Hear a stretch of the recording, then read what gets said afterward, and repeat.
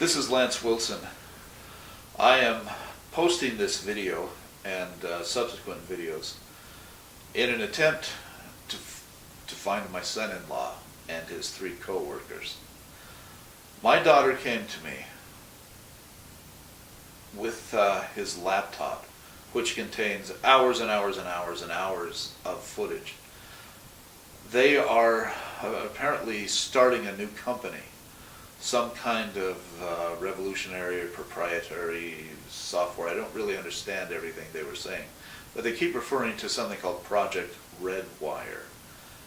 This computer was, of course, password protected, and my daughter knew that I have a friend who's a white hat and was able to crack that for me. I've been watching hours and hours and hours in an attempt to try and find something that would give an indication of where they've gone. It's been 3 weeks since they've been seen. Now, those of you that have committed to help me, this seems like the best way for me to give you this information.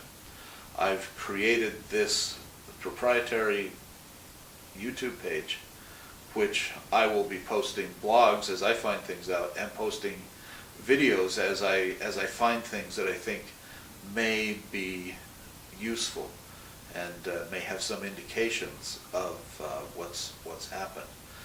Now, those of you that have agreed to help me, as you watch those, if you get any ideas, if you get any thoughts,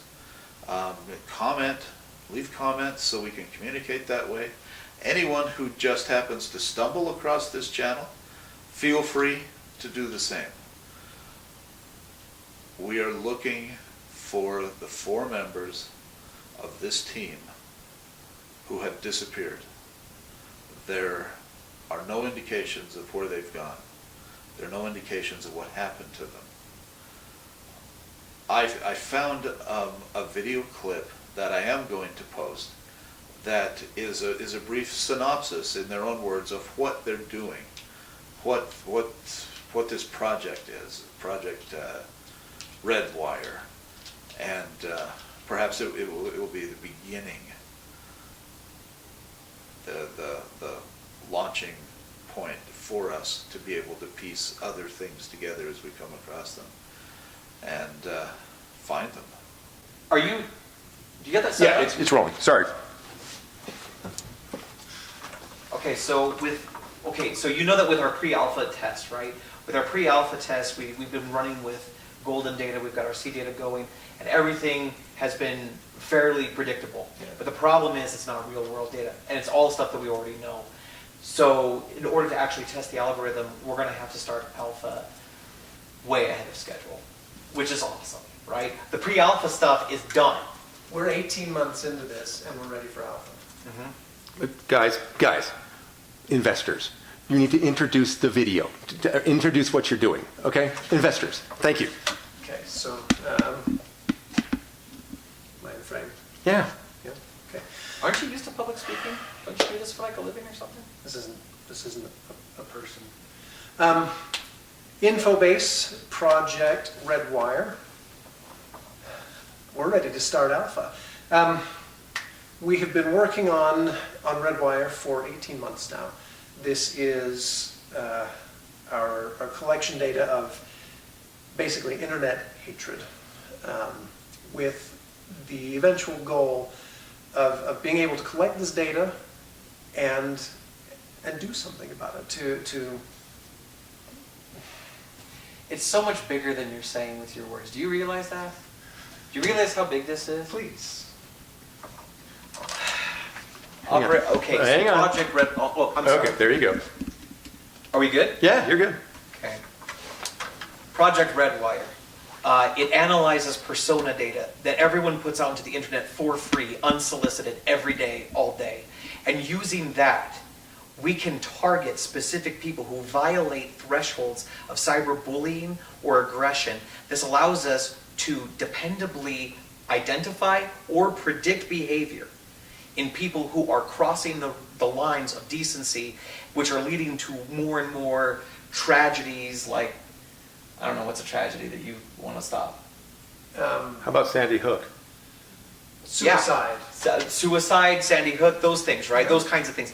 We're going to be able to stop that, or at least head it off at the pass, as people do what they normally do and say stupid things online.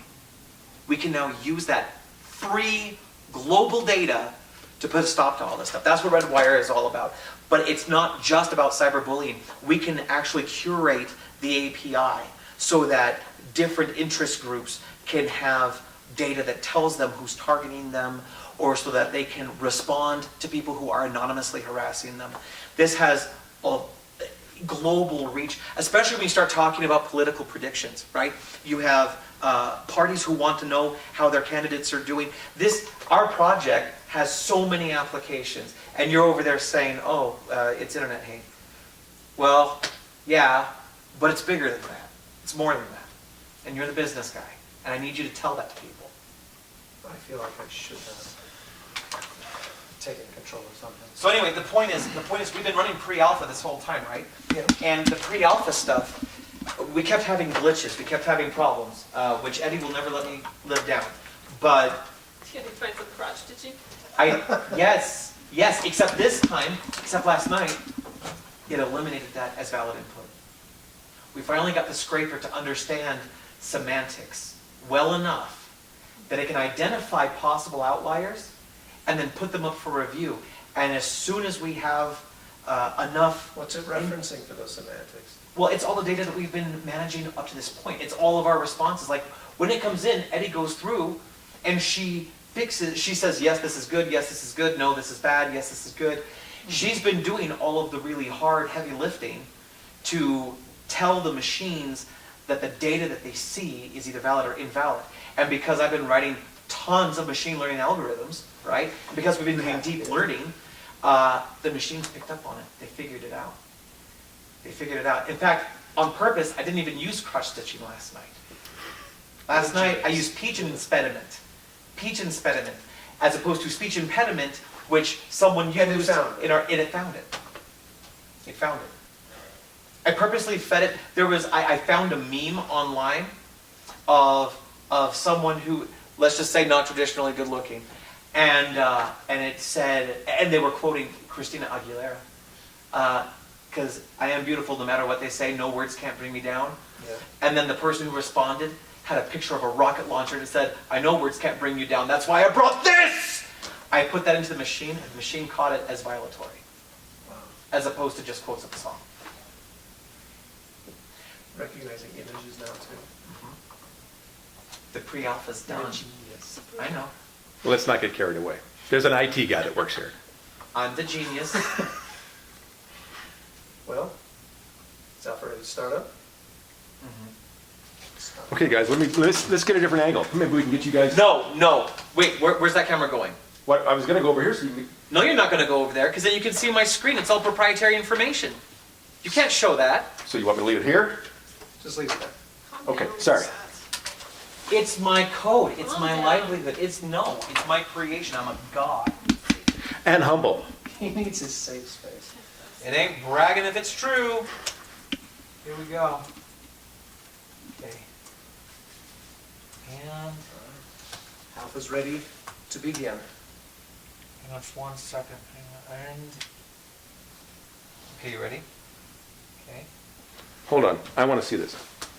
Hold on. Yeah. Come. Check this out. Okay. Remember all that bandwidth I asked you for previously? Uh-huh. Okay. It was a pain, by the way. Yeah.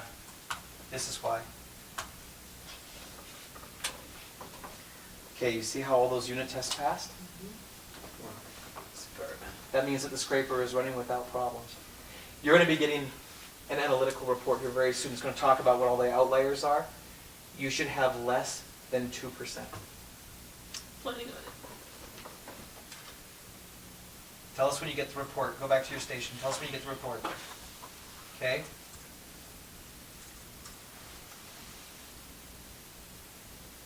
Got it. Wow. Did you see that time? It's fantastic. I don't know if you caught it. That's 186% faster than pre-alpha. Well done. Even you, well done. Thank you. I'll get out of here. Eddie, how do the numbers look?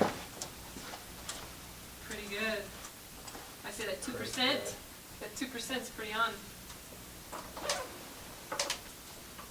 Pretty good. And there's Alpha. There's Alpha.